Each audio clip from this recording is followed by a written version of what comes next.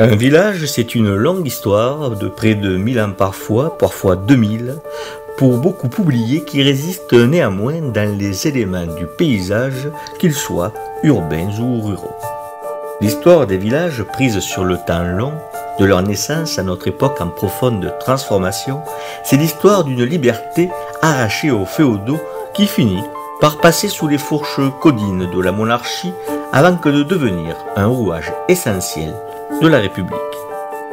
Qu'il soit largement rénové comme ici à Castillon-du-Gard, riche en patrimoine comme ici à Grignan, en Drôme provençal, ou qu'ils aient été puissamment transformés par une activité incessante comme ici à Saint-Nazaire, jadis Nazaire-les-Bagnols, sous la Révolution radicale, ils portent tous les stigmates d'un passé qui n'en finit pas de mourir. C'est contre cet oubli que luttent les historiens. Donner sens au passé, comprendre le passé pour mieux l'appréhender. Peut-être n'avons-nous jamais eu autant besoin d'histoire qu'à notre époque. Époque qui est celle d'une transformation d'une puissance considérable. Les nouvelles technologies participent grandement de cette mutation que certains voient plus puissante que celle qui, il y a 10 000 ans, fit basculer l'humanité dans l'ère agraire, faisant émerger du néant des villes, des États, des rois, la civilisation en somme. Il ne faudrait pas croire que le village, les villages méridionaux particulièrement, n'aient rien à dire de cet état de fait. Que nenni. Ils ont leur mot à dire, et ils ont même un rôle à jouer.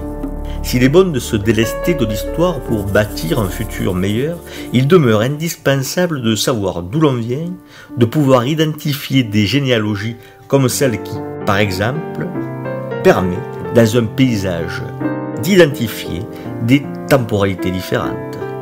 Savoir seulement d'où cela vient, pourquoi les choses sont ainsi, c'est déjà faire acte de connaissance, c'est construire une citoyenneté respectueuse du monde tel qu'il est, sans pour autant vouloir le figer, parce que l'on aura compris que l'histoire, c'est aussi du changement, des transformations, des mutations parfois radicales. Tel est le fleuve de l'histoire. Le village peut donc participer de cette pratique pédagogique et jouer un rôle dans la construction d'identité citoyenne.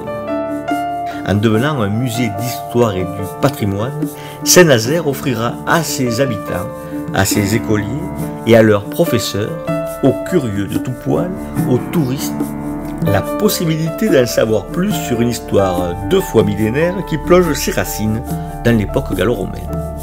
Pour se connecter au monde, pour s'ouvrir intégralement aux curieux, Saint-Nazaire se dote d'un espace muséographique d'extérieur matérialisé seulement par des QR codes disséminés dans le village et dans la campagne proche. Ces éléments du mobilier urbain renverront via un téléphone intelligent, un smartphone, vers des contenus muséographiques qui auront la forme de micro-documentaires, des microdocs, d'une durée de 3 minutes en moyenne. Pour Saint-Nazaire, on pourra ainsi voir reconstituer le village en 3D tel qu'il a pu être à la fin du XIVe siècle.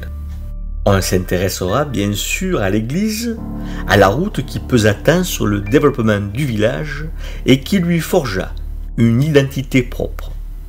Un grand panneau pourra informer les passants de l'existence de cet espace muséographique qui comptera 10 microdocs.